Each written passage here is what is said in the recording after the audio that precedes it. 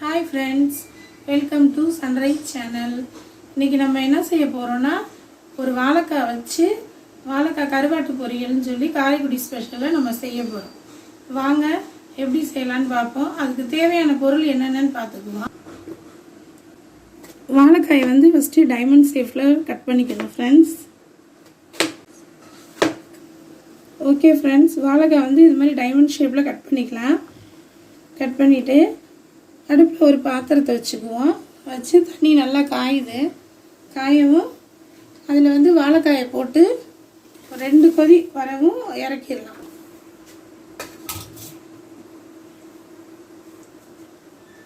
கூட லைட்டாக மஞ்சத்தூள் போட்டுக்கலாம்.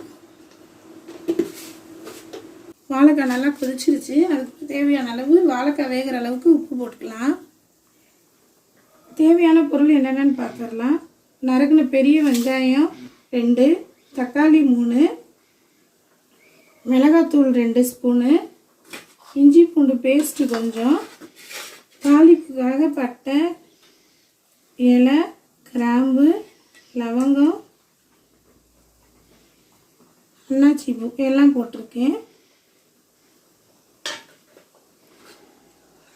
அரைப்புக்கு வந்து தேங்காய், பட்டை, கிராம்பு,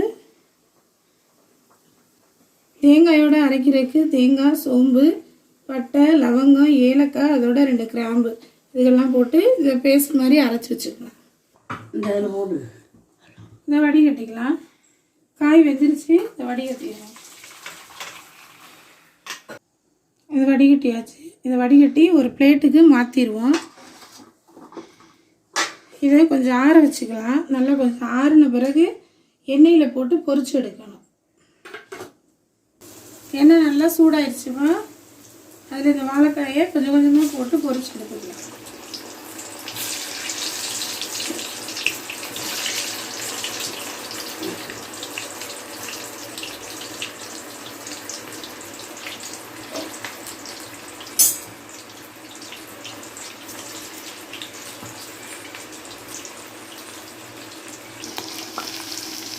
இந்த பக்குவத்துக்கு நீங்கள் வறுத்து எடுத்துட்டிங்கன்னா போதும். ஆல்ரெடி நம்ம வேக வச்சுருக்கிறதுனால சீக்கிரமே வறுபட்டுரும். அதில் பொரிச்சு எடுக்கிறதுக்கு நல்லா இருக்கும்.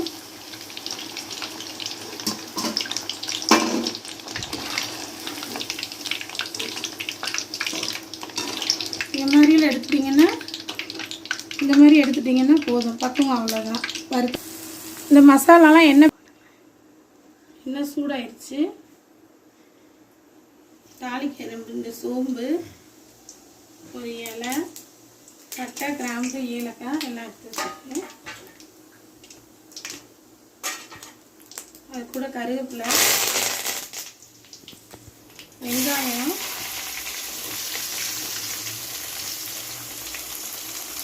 கொஞ்சம் நல்லா செவக்க வதக்கிடுவேன்.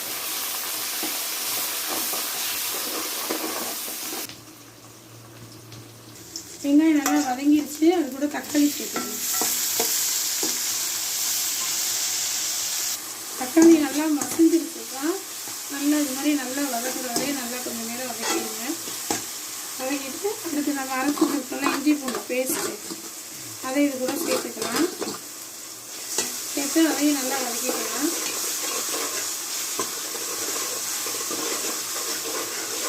அது கூடவே தனி மிளகா பொடி 2 ஸ்பூன் எடுத்து வச்சுருக்கோம் இல்லையா, அதையும் போட்டு நல்லா வதக்கிக்கணும். நல்லா அந்த மிளகா பொடி வாசம் போய் எண்ணெய் பிரிஞ்ச வரை நல்லா வதக்கிக்கணும். தண்ணியே ஊற்றக்கூடாது.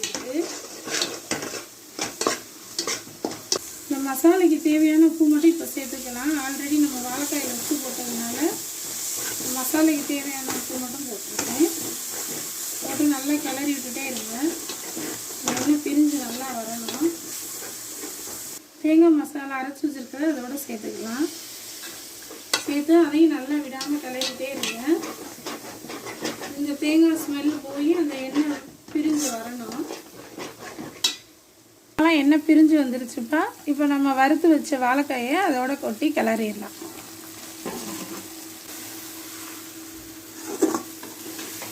அவ்வளோதாங்க கருவாட்டு பொரியல்.